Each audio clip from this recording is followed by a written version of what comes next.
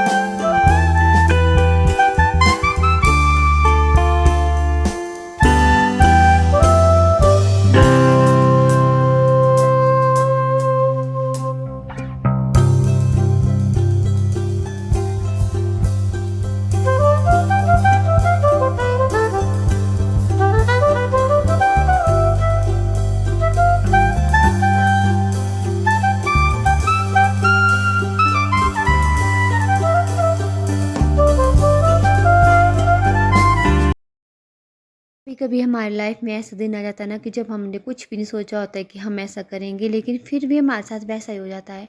तो वैसा ही हुआ आज हमारे साथ, क्योंकि आज हम लोग जा रहे थे नैना माता जी के मंदिर जो सरकीधार में है।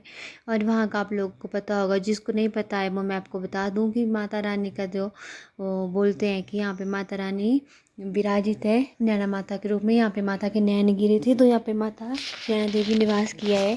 तो यहाँ पे आप देख सकते हो बरसात का बहुत ज़्यादा मौसम ख़राब हो रखा है। और बरसात के मौसम में मुझे बाहर जाना बिल्कुल पसंद नहीं है, खास कर कहीं घूमने। पर ऐसा होता है घर के अंदर भी हम सुरक्षित नहीं हैं, बाहर भी नहीं है, कहीं भी नहीं। आप देख सकते हो क्या क्या हो रहा है इसमें। जैसे विमान जो हो गया देखो, जब जहाज़ क्रैश हुआ तो वहाँ पे वो लोग खाना खा रहे थे जिस बिल्डिंग में हुआ, वहाँ स्टूडेंट्स थे, डॉक्टर थे, तो सब मर गए। मतलब इसका मतलब है कि हम लोग ना अंदर सुरक्षित है, ना हम लोग बाहर सुरक्षित रहे, ना हम यात्रा पे सुरक्षित है, और हम कहीं भी नहीं है। तो देखो मुझे बिल्कुल पसंद नहीं है, लेकिन फिर भी मुझे जाना पड़ा, राहुल ने बोला था। और बारिश का मौसम हो रखा है, देखो बरसात का मौसम है, धुंध पड़ी हुई है। तो माता रानी का बुलावा आया, तो माता रानी का बुलावा आया तो जाना तो पड़ेगा। तो आप देख सकते हो बरसात वाले मौसम में यहाँ नीचे जो है वो सर की धार में यहाँ बोलते हैं, ये सर है, 7 सर यहाँ पे बहते हैं। एक बोलते हैं लाल सर है, ब्लैक है, और ग्रीन भी होगा, पता नहीं, मुझे नहीं है पता, लेकिन मैं इतना बोल सकती हूँ कि यहाँ पे ऐसा बोल 7 सर है। यहाँ पे ना तिब्बतों की गुफा है। गुफा में आप लोग अगर कभी भी आओगे ना रिवालसर में, तो नैना माता के मंदिर में ज़रूर जाना और यहाँ से विजिट करना। और हाँ, आप लोग पैदल जाना, आपको इतना मज़ा बस में नहीं आएगा, ना किसी गाड़ी में आएगा। आप लोग यहाँ पर नीचे गाड़ी लगा सकते हो, यहाँ पे आप देखो गुफा ही गुफा है, बहुत सारा मज़ा है, बहुत सारे एंजॉय करोगे आप लोग। अगर आप कोई टूरिस्ट प्लेस जहाँ मतलब टूरिस्ट प्लेस घूमने जाते हो तो आप यहाँ आ सकते हो। यहाँ पे बहुत ठंडा मौसम होता है और बहुत अच्छा व्यू है रिवालसर का भी और नैना माता के मंदिर का भी, जो मंडी हिमाचल प्रदेश में है। तो फ्रेंड, आपको ऐसा होता है ना, हम हाउस वाइफ के लिए ना मतलब कभी कभी हम मतलब घूमने का बनाते भी है ना प्लान कि हाँ हमने कहीं घूमने जाना है। जब हमारे घर मतलब हमारे हस्बैंड जब घर आते हैं तब हमारा प्लान बनता है कि हमने कहीं घूमने जाना। लेकिन फिर भी मतलब हस्बैंड ऐसा बोल देते हैं, घर वाले ऐसे बोलते हैं कि हाँ इतनी दिक्कत है घर में और इनको घूमने की पड़ी है। तो बहुत मन ख़राब होता है कि हम लोग अब बहुत सारा काम करते हैं, 4-5 महीने बाद अपने हस्बैंड से मिलते हैं, तो हम लोग भी चाहते हैं कि हम उनके साथ टाइम स्पेंड करें। तो ऐसा ऐसा किसी किसी घर में होता है, मेरे घर में नहीं होता है। मैं अपने हस्बैंड को जब भी बोलती हूँ घूमने के लिए वो मान जाते हैं, वो बोलते हैं कि हाँ जाना चाहिए। लेकिन हम लोग ना पूरी फैमिली आते हैं, हम लोग अकेले नहीं जाते हैं। तो जॉइंट फैमिली में रहते हैं तो फैमिली को साथ में लेके जाने में बहुत ज़्यादा अच्छा लगता है। और बस जैसे जैसे ऊपर की तरफ जा रही थी ना तो मेरी जो ना बहुत धक धक महसूस हो रही थी, क्योंकि मुझे ना मौसम बिल्कुल ठीक नहीं लग रहा था। और जो है हमारे बस में थे ना कोई मतलब पता नहीं क्या बोल रहे थे कि कुछ खराबी आ गई थी। तो मैं तो बस माता रानी का नाम लेकर लेकर जा रही थी कि माता रानी आपके दरबार आ रहे हैं तो आपने ही रक्षा करनी है। और फ्रेंड्स ऐसा ही कहते कहते माता रानी की जय जय बोल के पहुंच गए हम नैना माता जी के मंदिर। तो यहाँ है बस स्टैंड। अब बस स्टैंड में बस लगाएंगे और हम दौड़ के माता रानी के दर्शन करेंगे। मुझे बहुत अच्छा लगता है। बचपन से मेरी नैना माता के पास साथ बहुत सारी यादें जुड़ी है। मुझे पता नहीं क्या था, क्यों क्यों था मुझे नहीं पता, लेकिन जब भी मैं माता रानी का फ़ोटो लेकर बात करती थी तो मुझे ऐसा महसूस होता कि मेरे साथ कोई बात कर रहा है। मुझे नहीं पता ऐसा क्यों होता था, लेकिन मुझे जब मैं माता रानी के एक बार मंदिर में भी गई थी तो वहाँ पे मुझे ऐसा ही बोला गया कि मेरा बहुत ज़्यादा पार्ट है माता रानी के साथ जो बिल्कुल ठीक नहीं है। मुझे ऐसा क्यों बोला था मुझे नहीं पता है। उस टाइम मैं शायद 4th-5th में पढ़ती थी। और मुझे ना माता रानी से बचपन से बहुत लगाव था। मतलब मैं जो बात बोलती थी ना माता रानी मेरी पूरी करती थी। मुझे पूरा विश्वास था माता रानी पे। तो पहले मेरी कुल देवी माता थी ये, जब मैं कुंवारी थी। शादी के बाद कुल देवी माता जो हमारी झांडी माता है, इनकी लड़की की शादी के बाद जो कुल देवी होती है वो होती है मतलब जो हस्बैंड के साइड से होती है माता रानी वही होती है। लेकिन मैं नैना माता को कभी नहीं भूल पाऊँगी, क्योंकि उन्होंने मेरा हमेशा साथ दिया है। बचपन से लेके मैंने इनको हर रूप में पूजा है। मैं एक पत्थर को भी जय करती थी जब मैं छोटी सी थी, क्योंकि मुझे ऐसा लगता था कि हाँ मैं इसमें माता रानी को देख सकती हूँ। मुझे बहुत ज़्यादा प्यार है माता रानी से।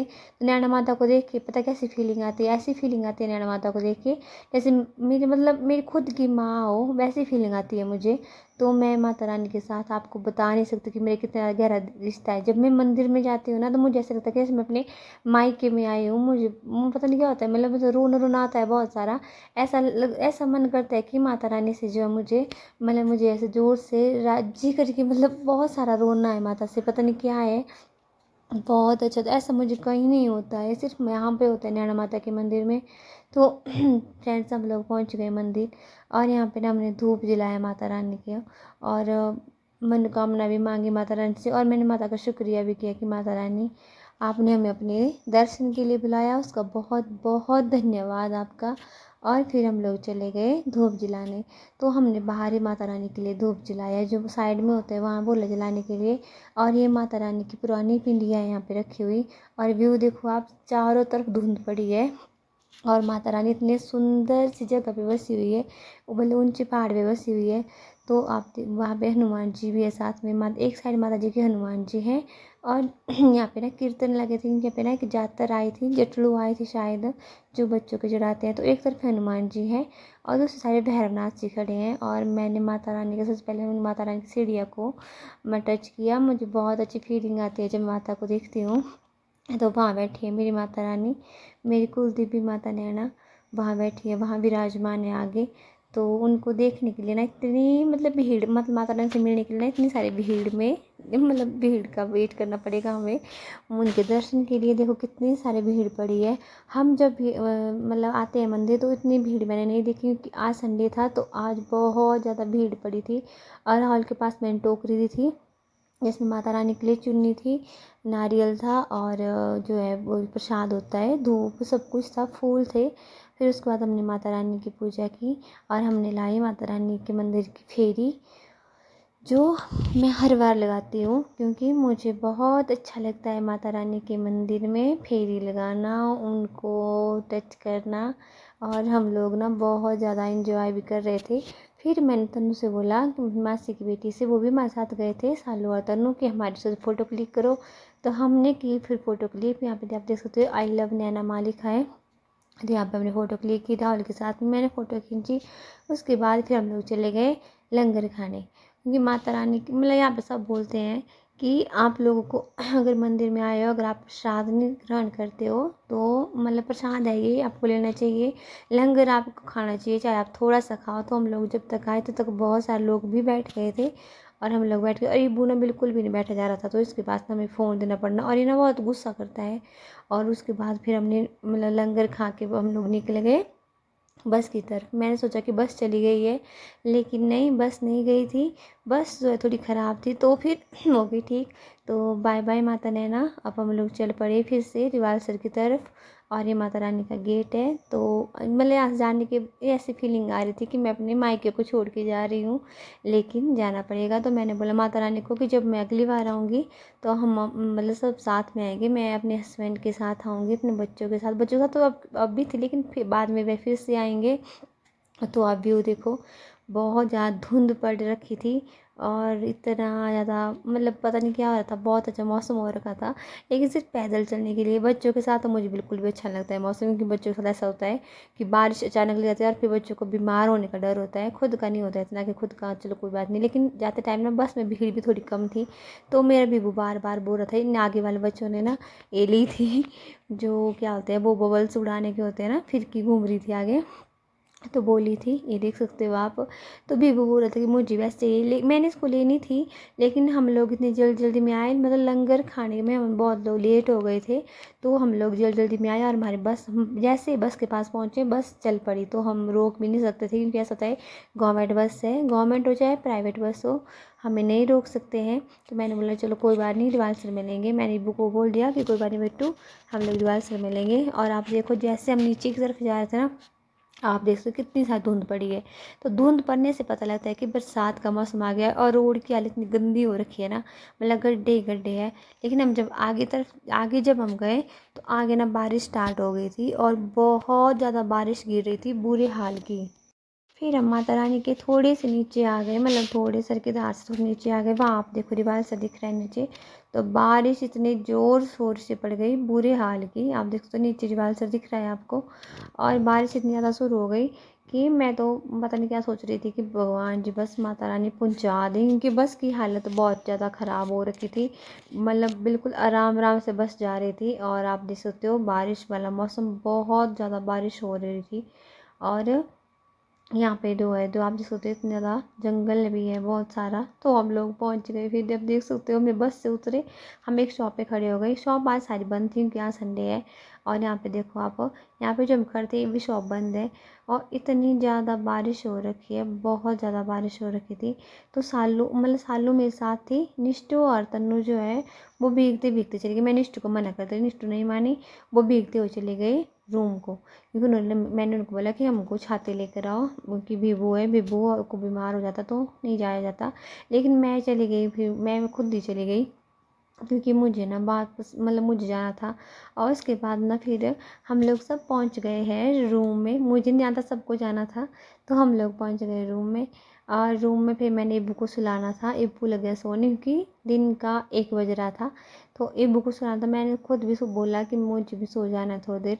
मेरी बेटियाँ मना कर रही थी कि मम्मा हम नहीं सोएंगे।